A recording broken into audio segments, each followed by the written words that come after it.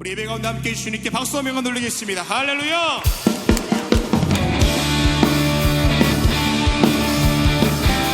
우리 함께 찬양하겠습니다. 주님의 능력이 있습니다. 우리 믿음으로 주님께 고백하며 나아갑니다. 주의 그 능력 있도다. 난 믿네. 주의 예수의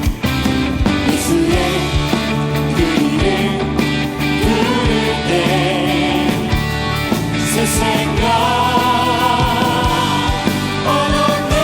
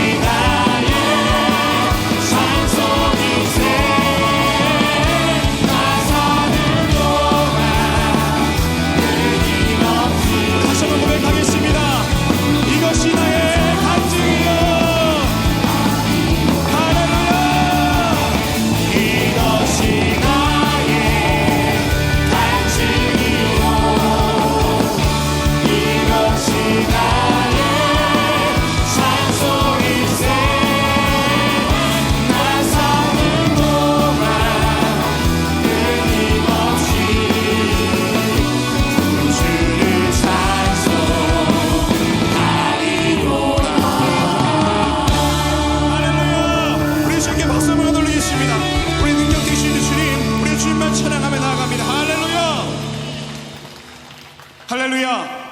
옆에 분, 우리 앞뒤에 계신 분과 다시 한번 인사하겠습니다. 하나님이 우리의 능력 되십니다. 하나님이 우리의 능력 되십니다. 한 번 더 인사하겠습니다. 그 하나님이 우리와 함께 하십니다. 아멘. 우리 모두 자리에 앉으시기 바랍니다.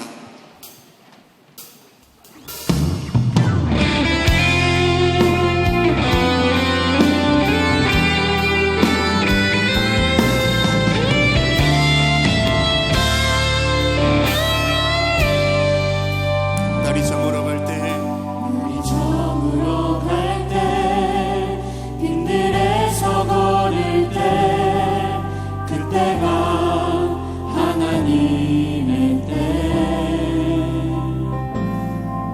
내 힘으로 안 될 때, 빈손으로 걸을 때, 내가 고백해 여호와 이래. 다시 한번 찬양합니다. 날이 저물어 갈 때, 빈길에서 걸을 때, 그때가 하나님의 때. 눈으로 안 될 때, 빈손으로 걸을 때, 내가 고백해 여호와 이래. 주가 일하시네.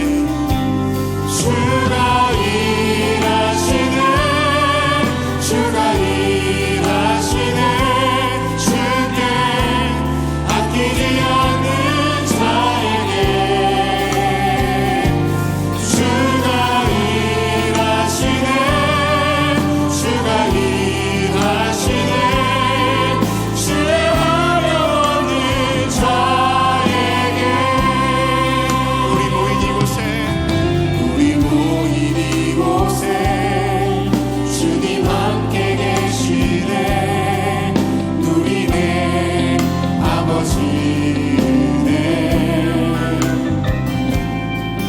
적은 떡과 물고기 내 모든 걸 드릴 때, 모두 고백해 여호와. 다시 한번 고백합니다.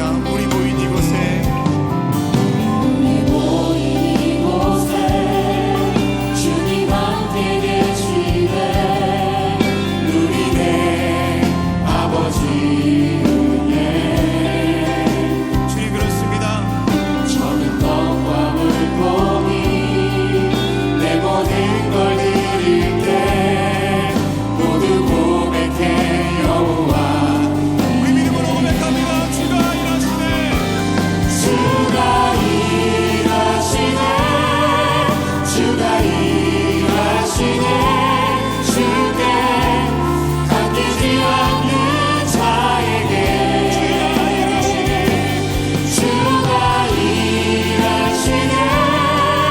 주가 일하시네, 주의 화려 없는 자에게.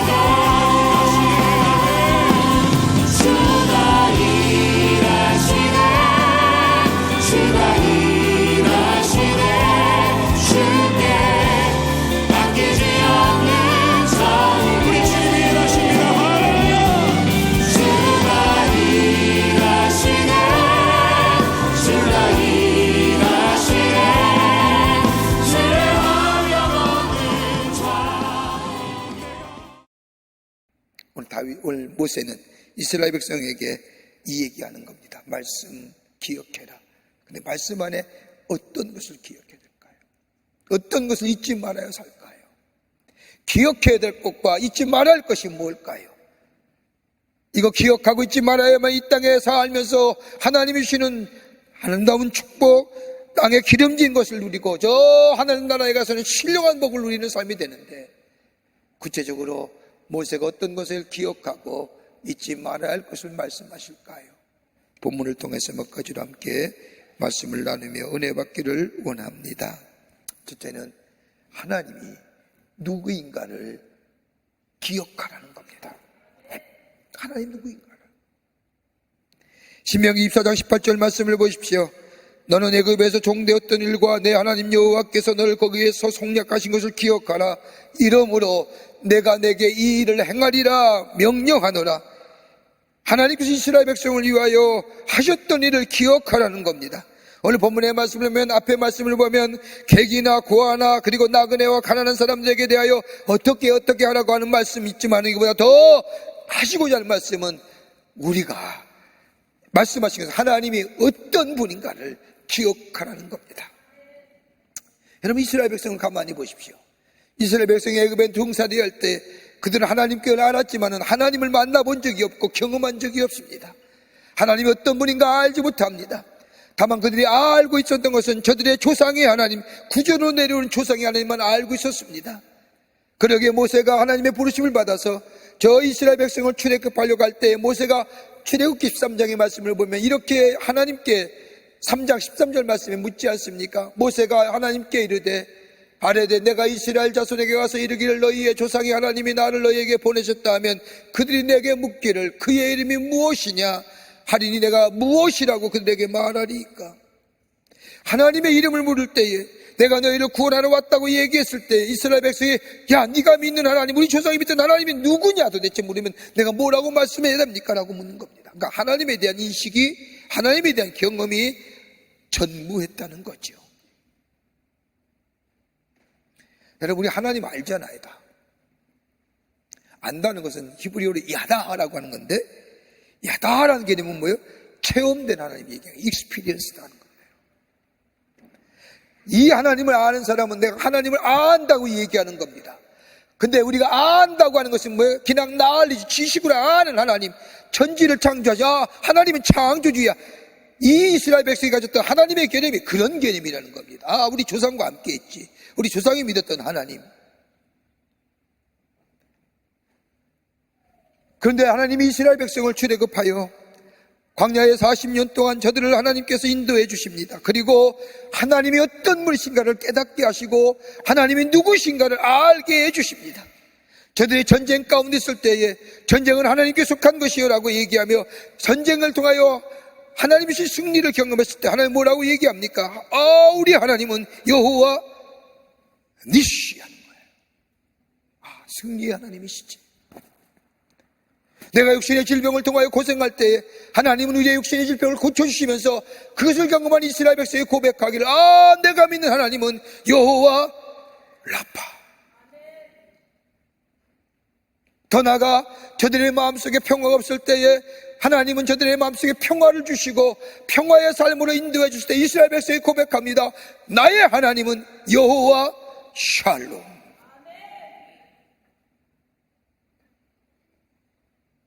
아무것도 없을 때 하나님이 준비해 주시고 예비해 주신 것을 바라볼 때마다 아, 내가 믿는 하나님은, 나의 하나님은 여호와 이레의 하나님이야. 그러니까 열 광야의 생활 가운데 저들은 하나님을 만나고 경험하며 고백했던 하나님의 그 모습이 무려 16가지 하나님을 만나고 신앙을 고백하게 됩니다. 그러면서 조상의 하나님이 아니라 나의 하나님.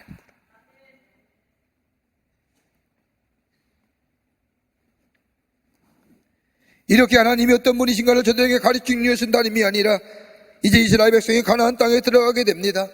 가나안 땅에 들어가면 이 이스라엘 백성들 놀랄만한 일들이 저들 앞에 기다리고 있습니다. 유목생활에 익숙했던 이스라엘 백성들이 가나안 땅에 들어가며 농경문화의 생활로 바뀝니다. 삶의 환경과 여건이 바뀔 겁니다. 물질적인 풍요로움도 가져올 겁니다. 삶의 혁명적인 변화도 있을 겁니다. 그럴 때 저들이 하나님을 향한 믿음과 저들의 신앙이 잊어버리기 쉽기에 저들은 다시 한번 저 이스라엘 백성을 모압 평지에 모아놓고 너희는 하나님을 뭐하라? 기억하라. 하나님이 너에게 무엇을 했는지, 어떤 일을 했는지 잊지 말라는 겁니다. 애굽 땅에서 종되었을 때 거기에 속량하여 구원해 준 우리 하나님, 스스로 헤어날 수 없는 그 삶 속에 마치 독수리가 새끼를 넘어 저 옮기는 것처럼 우리를 인도하신 그 전능하신 하나님, 그 하나님을 잊지 말라는 겁니다. 여러분, 너무 쉽게 있잖아요. 있는 게 아니죠. 존재가 없이 살잖아요. 하나님에 대한 존재의식도 없이 살잖아요. 여러분, 하나님이 행하신 일들을 기억해 보십시오. 그때 하나님이 이렇게 행하셨지, 그때 정말 견디기 어려웠는데 하나님의 말씀처럼 돕는 자를 보내주셔 그 일을 잘 해결되었지. 하나님이 행하신 그 놀라운 일들이 우리가 기억되게 될 때에 지금 당하는 어려움과 지금 당하는 문제는 하나님이 우리의 삶 속에 이적과 기적으로 새롭게 해결해 주실 역사가 있게 됩니다. 그 기억은 그 길에 절망과 좌절을 넘어서는 길입니다. 주 156년에 폴리캅이라고 하는 서문학교의 감독이 있었습니다. 86살의 자리에 나이에 잡혀가 로마 황제에 대한 충성을 맹세를 강요받습니다. 한 번만 부정해. 내 삶의 주인은 예수가 아니라 로마 황제야. 그럼 내가 네 생명 살려줄게. 폴리캅의 훌륭한 인격이나 그의 모든 성품에 모든 사람이 감동하기에 이 로마의 군병들이나 총독들은 이 폴리캅 감독을 회유합니다. 그런데 한 번도 대답을 하지 않습니다. 마지막에는 불이 활활 타는 화형틀 앞에 이 폴리캅을 세워놓고 다시 한번 얘기합니다. 한 번만 고백해. 예수 한 번만 부인하고 내 삶의 주인은 황제오라고 고백하는 순간 내가 살려줄게. 이렇게 얘기할 때에 폴리캅 감독이 이렇게 말했답니다. 내가 86년 동안 하나님을 섬겼습니다. 그분이 나 같은 죄인을 살려주셨고 구원하여 주셨고 하나님의 자녀 삼아주셨습니다. 내가 86년을 지내오면서 우리 하나님은 나를 한 번도 모른다고 하신 적이 없었습니다. 그런데 내가 어떻게 그분을 모른다고 하겠습니까? 어떻게 그분을 배반할 수 있겠습니까? 라고 고백하며 그는 화형으로 순교를 당했다고 합니다. 그분의 죽음이 죽음으로 끝난 것이 아니라 그 시대 많은 사람들에게 용기와 희망을 주는 복된 삶을 살고 자신이 이 땅에서 걸어갈 길을 끝까지 걸어갈 수 있게 된 것은 다름이 아니라 나를 통하여 역사하신 누구요? 하나님을 기억하는 거예요. Remember. 어려우세요? 힘든 일 계세요? 내게 행하신 하나님을 기억해 보세요. 그것도 복된 기억. 우리 하나님 좋으신 분 하나님이 우리에게 행하신 일이 좋은 일이고 복된 일 아니겠습니까? 그 하나님을 remember 하는 거예요. 그럴 때에 우리의 이 당하는 어려움과 이 문제는 얼마든지 인내하며 견디며 하나님의 도우심으로 우리가 새로운 미래로 도약할 수 있는 은총이 우리 가운데 있게 될 줄 믿습니다. 이 믿음 갖는 거예요. 이거 기억하라는 거예요.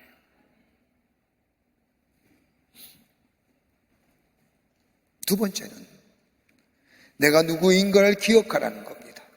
내가 어떤 사람이었는지.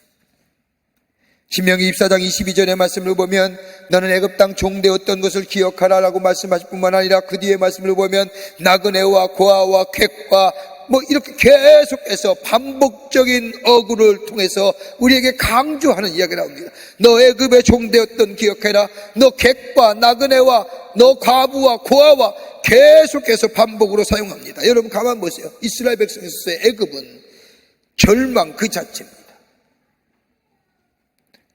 감옥 같은 땅에서 노예라고 하는 것은 절망의 끝자리에 있다는 겁니다. 인생의 종착역이고 인생의 마침표를 적은 인생이라 할 수 있을 겁니다.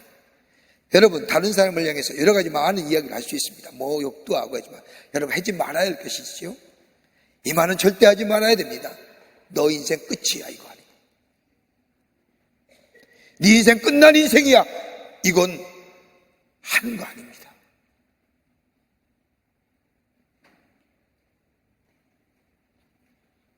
여러분 이스라엘 백성의 애굽의 종살이는 다름이 아니라 인생의 끝입니다. 노예의 종착점이 애굽에서의 종살이와 종살이로서의 노예의 인생 끝 아닙니까? 이러한 절망과 어둠 가운데 있었던 이스라엘 백성을 출애굽하여 하나님께서 여기오시게 하실 뿐만 아니라 자유인으로 세우신 것 그 하나님을 기억하라는 겁니다. 여러분 대부분의 사람들이요 다 그렇습니다. 지금 이 모습이 본래 자기의 모습이라고 착각하지요. 저도 그래요. 지금 누리고 있고 즐기고 있던 것들 내가 받을 만한 자격이 있고 받을 만한 누릴 수 있는 자격이 있다고 생각하며 누린다고 생각합니다. 정말이요? 아닙니다. 우리 절대로. 여러분 지금 누리고 있는 것이 누릴만 해서 누리는 겁니까? 예전에도 누릴 수 있는 자격이 있었고 지금도 누릴 수 있는 그 자격이 있는 겁니까? 여러분 이렇게 생각하면 우리 마음속에 뭐가 찾아오냐면요, 자의가 찾아옵니다. 내 의의가 생겨나고요, 나름대로 나의 삶의 기준점이 만들어집니다. 하나님의 의로움과 하나님의 공의보다는 내 의의가 내 삶의 기준이 됩니다. 이렇게 되면 내 생각과 기준에 어긋나면 뭐 하는 줄 아세요? 분노해요.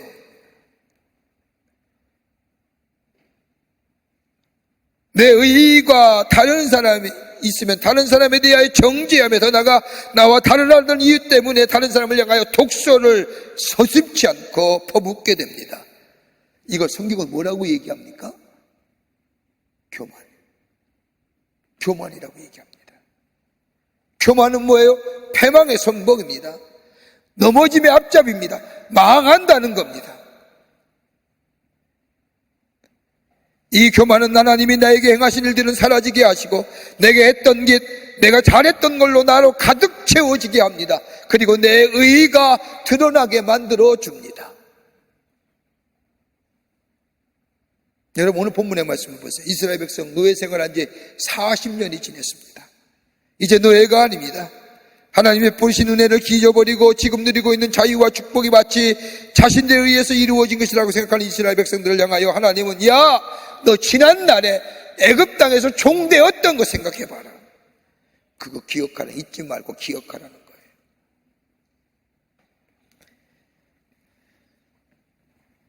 자기 자신에 대하여 절망적이고 회복 불가능한 존재였을 때 하나님의 구원해 주셨고 하나님의 이 구원의 은천적인 은혜임을 잊지 말라는 겁니다. 하나님의 은혜가 아니었다면 여기까지 올 수도 없었고 살아있을 수도 없었다는 말씀이 줍니다. 여러분 에베소 2장 8절과 9절 말씀을 볼까요? 너희는 그 은혜에 의하여 믿음으로 말미암아 구원함을 받았나니 이것이 너에게 난 것이 아니요 하나님의 선물이라. 행위에서 난 것이 아니니 이는 누구든지 자랑하지 못하게 하려 함이라. 여러분 우리의 구원이 내 의로 난 걸까요? 하나님의 전적인 뭐예요? 선물, 카리스예요. 그러니까 우리의 구원받은 것이 내 의나 내가 탁월해서 내가 내 공로로 그리고 내가 구원받은 것을 자랑하지 못하는 거예요. 다 뭐예요? 하나님의 은혜라 고백할 수밖에 없다는 거예요. 이 고백이 있어야 돼요.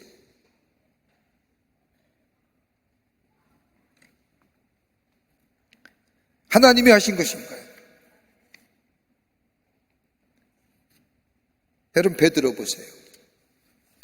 여러분 베드로가 성경에 나타나는 베드로의 모습을 보면 성격이 급하고 무슨 저돌적이고 이런 얘기하지만 여러분 베드로처럼 대단한 사람이 어디 있을까요? 한번 생각해 보셨어요? 여러분 베드로 상황을 가만히 보세요. 예수님 만날 때 자신의 직장 갖고 있었잖아요. 배와 그물을. 근데 주님이 부르실 때 배와 그물을 버려둘 뿐만 아니라 뭘 버려요? 가족을 버리고 주님을 따라요. 여러분 가족 버린다는 게 쉬워요? 웬만한 신념의 사람이 아니면 못 버려요. 여러분 인간이 가진 아무리 신념이 자기의 생각이 신념이 깨어지고 굴절되는 게 어느 때인 줄 아십니까? 가족의 문제가 있을 때 굴절되고 깨어져요. 근데 베드로는 그걸 넘잖아요. 내가 예수님 따라가겠어라고 마음 굳게 먹은 것, 직장과 다 내놓고 가족도 다 내놓고 쫓아요. 정말 대단한 사람이죠. 여러분 이것만 대단해요? 각기 다른 성격의 12명의 자체를 모아서 예수님 따르는 제자 무리를 만드는 데 수장이 되잖아요. 여러분 2사람 3사람도 함께 마음 먹기 쉽지 않은데 2-3사람도 마음 먹기 쉽지 않잖아요. 같이 마음을 먹고 한 방향으로 나간다는 게 쉽지 않은데 이 베드로는 12명의 다른 지역과 다른 형편에 사는 사람들을 모아서 예수님을 따르는데 마음을 먹게 이거 대단한 리더십입니다. 여러분 그가 얼마나 위대한 일을 했어요? 예수님 바다 위를 무리를 걸을 때 베드로도 건 사람입니다. 자기의 의지, 자기의 신념, 자기가 원하고 바라는 것에 대한 굳은 결심, 이거 결코 포기하지 않는 사람입니다. 그러기에 예수님이 십자가에 달려 돌아가실 때에 너희는 다 떠나겠다고 얘기할 때 베드로는 아닙니다. 다른 사람 다 떠난다 할지라도 예수님 나만은 안 떠납니다 라고 고백했을 때 그 많은 제자들이 뭐라고 비웃지 않습니다. 왜요? 그렇게 살았기 때문입니다. 성경에 베드로 비웃었다고 얘기하던가요? 아니죠. 왜요? 그렇게 삶을 살았던 사람입니다. 그런데 그가 졌던 자기의 의로움과 자기의 신념과 자기의 것들이 무너질 때가 언제입니까? 저 가야바뜰에서 예수님이 재판받으실 때에 한 비자가 베드로 보고 얘기하지 않습니까? 너도 저와 함께 있었던 자 아니냐? 그때 베드로가 무슨 말입니까? 아니야, 나 저 모르고. 심지어 저 저주하잖아요. 심지어 예수 죽여야 된다고 말하잖아요. 이 말은 예수님께서 베드로에게 얘기하기를 네가 나를 부인할 텐데 닭 3번 울기 전에 나를 부인하리라, 이 말씀 속에 베드로가 똑같이 얘기했을 때 그때 마침 닭이 3번 울자 이 베드로는 생각합니다. 철저하게 무너지지요. 그리고 통 안에 눈물을 흘립니다. 여러분 한번 물어봅시다. 왜 울었을까요? 예수님 부인했어요? 이거 너무 낭만적인 이야기 아닙니까? 자기를 발견하는 겁니다. 내가 믿었던 신념, 내 의지가 나를 지탱했던 것이 한순간에 무너지는, 이걸 가르쳤던 사람은 실존적 이해, 자이해의 눈물이라고 이렇게 어렵게 얘기하지만 자기 무너짐의 눈물입니다. 자기가 무너져간 거예요.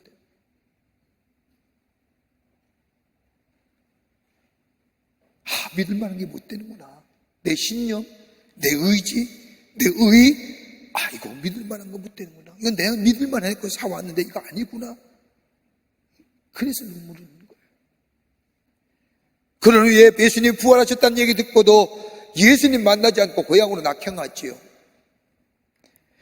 저 베다니 바닷가에, 저 갈릴리 호숫가에 내려간 때는 예수님이 부활했던 사실을 베드로가 안 때였습니다. 그런데 만나지 않고 내려가잖아요. 근데 주님이 찾아오셔서 위로하시고 생선의 조반을 차려주시고 사랑하느냐 물으시고 그리고 그를 세워주시잖아요. 그리고 사명 주시지요. 이렇게 하신 이유가 뭘까요? 얘야, 네가 믿었던 신념 믿을 게 못 된다는 겁니다.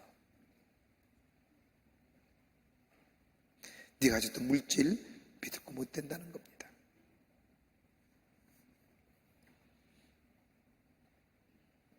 어떤 환자가 의사를 찾아가서 상담을 하는데 의사 선생님에게 묻습니다. 선생님, 제가 요즘 점점 기억력이 없어진 것 같습니다.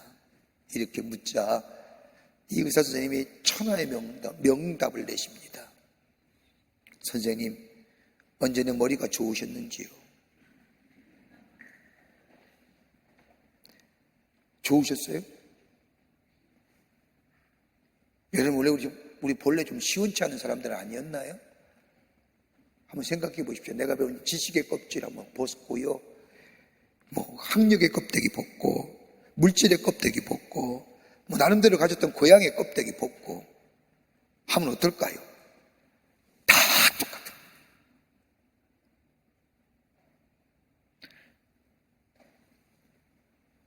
한순간에 무너질 거 가지고 사는 우리들 아닌 것처럼 살잖아요.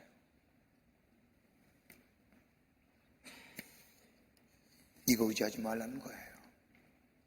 너 앞으로 가나안 땅에 들어가면 이런 것들이 있을 때 이거 의지하지 말고 무너질 건 한순간에 무너지는 거예요. 네가 어떤 존재였는지, 너가 어떤 사람이었는지, 하나님의 은혜가 너희 가운데 어떻게 역사했는지 이거 기억하면 뭐가 생겨요? 내 안에 겸손함이 생기는 겁니다. 겸손해지는 겁니다.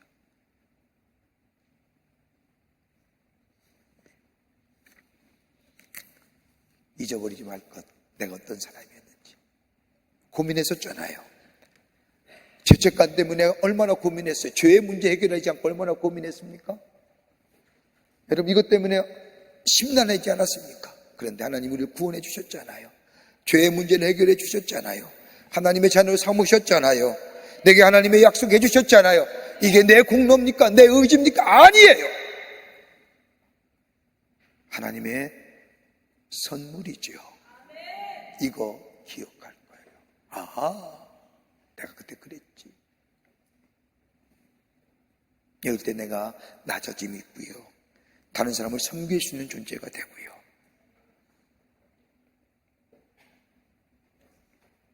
세 번째로 오늘 본문의 말씀이 우리에게 또 하나 기억하고 잊지 말아야 할 것이 있다고 한다면 하나님의 말씀에 순종하며 사는 것을 잊지 말라는 겁니다.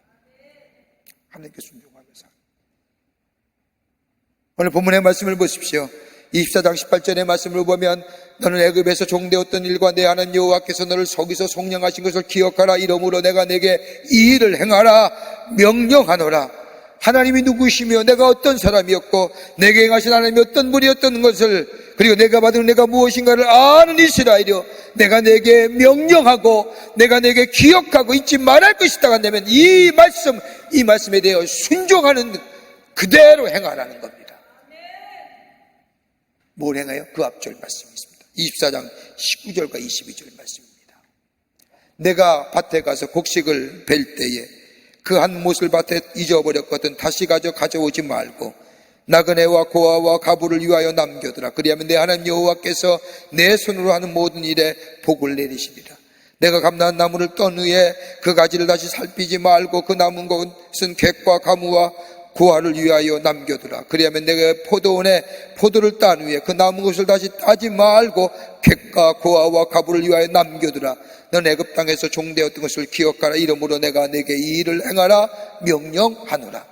여러분 생각해 보십시오. 왜 이렇게 얘기했을까요? 농사를 열심히 졌는데 농부의 가장 큰 기쁨이 뭘까요? 수확의 기쁨입니다. 막 수확했는데 한 못을 넘고 넘어갔어요. 근데 우리 주님은 그거 다시 돌아와서 추수하지 말래요. 고아와 객과 가부를 위해 남겨두래요. 그럼 하나님이 내게 복을 내리시겠대요. 감람나무를 터는 후에 감람나무 열매를 얻은 후에 혹시나 들떨어지겠는가 가무 속을 쳐다보지 말래요. 왜? 그거는 남겨두래요. 고아와 객과 가부를 위해서. 포도원에 포도 열매를 수확한 후에 행여나 내가 들딴 포도가 있는지 살펴보지 말래요. 왜? 그 포도는 고아와 객과 가부를 위한 것입니다. 여러분 가만 보세요. 애굽 땅에 종되었던 것을 기억하고 고아와 객과 가부와 이렇게 연속으로 반복으로 우리에게 설명하신 이유가 어땠을까요? 네가 그랬다는 거예요. 너가 고아와 객과 가부가 아니었는가? 생각해 보라는 거예요. 너 자신이 고아와 객과 가부가 아니었는가? 하나님의 은혜가 아니었다면 이 하나님의 은혜가 아니었다면 너희가 이만큼 살 수 있겠었느냐는 거예요. 이 말씀 가지고 무슨 사회의 정의, 하나님의 공의, 가난한 사람에게 도움을 줘야 된다, 당위성 이 얘기하는 거 아니에요. 이런 가지고 나면 뭐 교회가 나눔의 공동체, 교회가 섬겨 하는 이 얘기하는 거 아닙니다. 이 말씀 속에는 고아와 객과 가부에 대한 얘기보다는 네가 하나님의 은혜 가운데 네가 여기까지 왔다고 한다면, 네가 하나님의 은혜를 받은 존재라고 한다면 고아와 가부와 객과 불쌍히기보다는 네가 받은 하나님의 은혜와 사랑을 너의 삶 가운데 증명해 보이라는 거예요. 증명해 보이라는 거예요. 이것은 안 됩니다.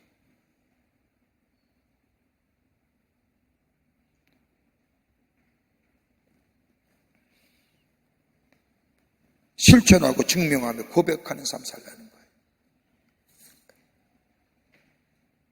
여러분 고아와 가부와 객에 대한 관심이 아니라 우리에 대한 관심이에요. 생각해봐. 네가 어느 때 너 애굽에 종되었을 때 고아와 객과 가부같이 외로울 때에 하나님이 널 지켜주시고 내게 은혜 베푸셨기에 오늘 여기까지 오지 않았느냐? 그러면 네가 다른 사람을 향하여 나누고 섬기는 모습이 그것이 하나님의 공의와 정의의 그 차원을 떠나서 네 삶에 받은 은혜를 다른 사람에게 증거하고 증명해 보이는 삶이다.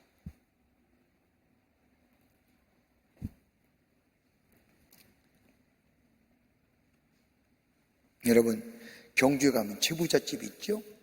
다 아시죠? 여러분, 이 채부자가 시작되니까 1600년대부터 1950년대까지 무려 400년을 부잣집으로 삽니다.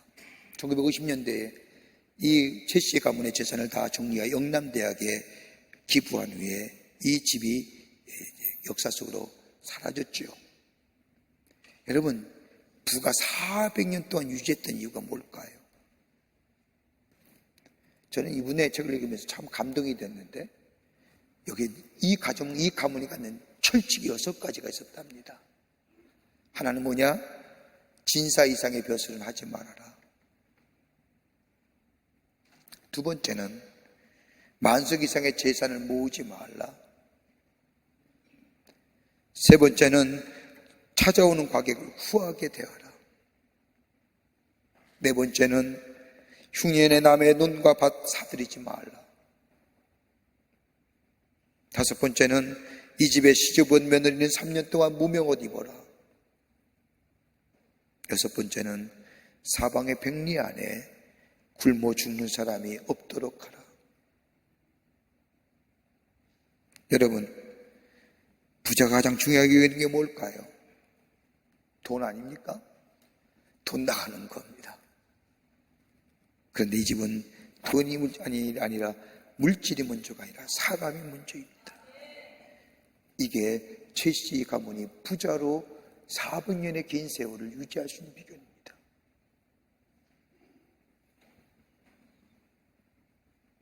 여러분, 하나님 받은 이 은혜를 증거하지 않으면요, 이걸 고백하지 않고 실천하지 않으면 내게 베푸신 하나님의 은혜와 사랑을 잊어버려요. 잊어버려요.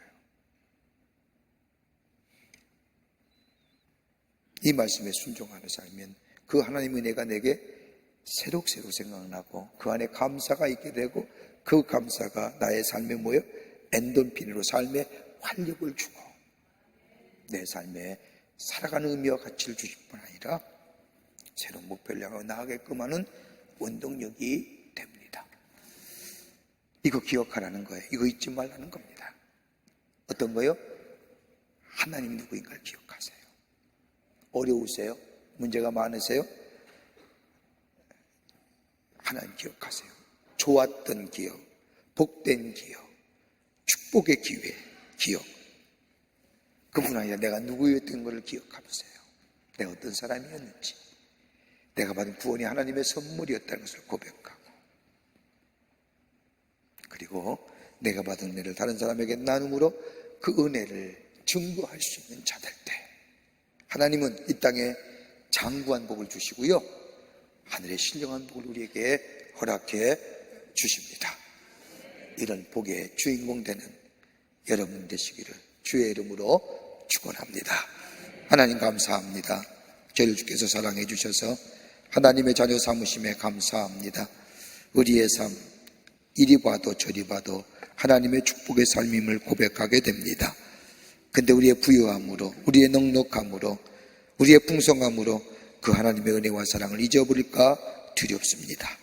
하나님, 우리의 삶 속에 어려움과 역경이 있을 때에 절망하고 좌절하는 것이 아니라 하나님을 기억해 하여 주시고 복된 기억, 하나님의 축복의 기억을 하게 하여 주실 뿐만 아니라 내가 누구였던가를 기억하게 하시고 주께 주신 말씀을 순종하며 사는 저희들 되게 하여 주셔서 이 땅의 장구한 복과 하늘의 신령한 복을 누릴 수 있는 저희들 되게 도와 주시옵소서. 성령이 도우시고 인도하여 주시옵기를 원하오며 예수님의 이름으로 기도하옵나이다. 아멘.